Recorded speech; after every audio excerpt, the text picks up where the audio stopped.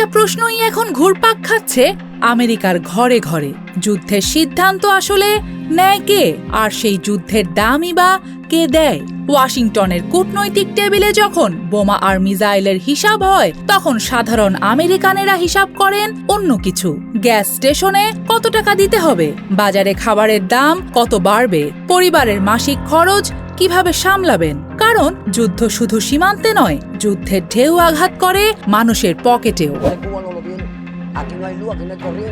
বিশ্বের সবচেয়ে বড় তেল উৎপাদক দেশগুলোর একটি যুক্তরাষ্ট্র। প্রতিদিন কোটি কোটি ব্যারেল তেল উৎপাদন করে আমেরিকা। অনেকেই ভাবেন তাহলে বিদেশি সংঘাতের প্রভাব পড়বে কেন, কিন্তু বাস্তবতা অনেক জটিল। তেল কোনো একটি দেশের সম্পদ নয়, বরং বৈশ্বিক বাজারের একটি পণ্য। বিশ্বের যে কোনো গুরুত্বপূর্ণ তেল সরবরাহ অঞ্চলে উত্তেজনা তৈরি হলেই বাজারে আতঙ্ক ছড়ায়, ব্যারেল প্রতি তেলের দাম বাড়ে, আর সেই ধাক্কা পৌঁছে যায় আমেরিকার পাম্পেও। পারস্য উপসাগর বিশ্বের অন্যতম গুরুত্বপূর্ণ তেল পরিবহন পথ। এখানে সংঘাত মানেই শুধু সামরিক উত্তেজনা নয়, এর সঙ্গে জড়িয়ে কোটি কোটি ব্যারেল তেলের ভবিষ্যৎ। জাহাজ চলাচলে ঝুঁকি বাড়ে, সরবরাহ নিয়ে অনিশ্চয়তা তৈরি হয়, বাজার ভবিষ্যতের আশঙ্কায় দাম বাড়িয়ে দেয়। ফলে প্রশ্ন ওঠে, আমেরিকা যদি এত তেল উৎপাদন করে, তাহলে সাধারণ মানুষ বাড়তি দাম কেন দেবে? আমেরিকার তেল কোম্পানিগুলো বৈশ্বিক বাজারের অংশ। তারা শুধু দেশের জন্য নয়, লাভের জন্যও কাজ করে। বিশ্বের যেখানেই বেশি দাম পাওয়া যায়, সেখানেই তেলের প্রবাহ যায়।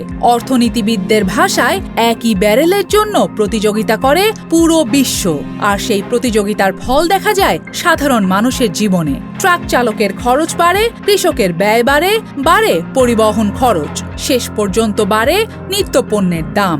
সমালোচকদের অভিযোগ, বিদেশে সংঘাতের সিদ্ধান্ত নেওয়ার আগে সাধারণ আমেরিকানদের অর্থনৈতিক চাপের কথা যথেষ্ট গুরুত্ব দেওয়া হচ্ছে না। তাদের প্রশ্ন, যে যুদ্ধ আমেরিকাকে আরো নিরাপদ করার কথা, সেই যুদ্ধই যদি মানুষের জীবনযাত্রার খরচ বাড়িয়ে দেয়, তাহলে লাভটা কোথায়? অন্যদিকে সমর্থকদের যুক্তি, বৈশ্বিক নিরাপত্তা ও কৌশলগত স্বার্থ রক্ষায় কখনো কখনো কঠিন সিদ্ধান্ত প্রয়োজন। কিন্তু সাধারণ মানুষের কাছে হিসাবটা খুব সহজ। তারা শুধু মানচিত্রে যুদ্ধের রেখা দেখতে চান না, দেখতে চান নিজের মানিব্যাগের অবস্থা। কারণ যুদ্ধের শব্দ শোনা যায় দূরের দেশে, কিন্তু তার মূল্য চুকাতে হয় নিজের ঘরেই। এখানেই সবচেয়ে বড় প্রশ্ন, যদি যুদ্ধের সিদ্ধান্ত নেয় ক্ষমতাবানেরা, তাহলে যুদ্ধের অর্থনৈতিক বোঝা কেন বহন করবে সাধারণ মানুষ?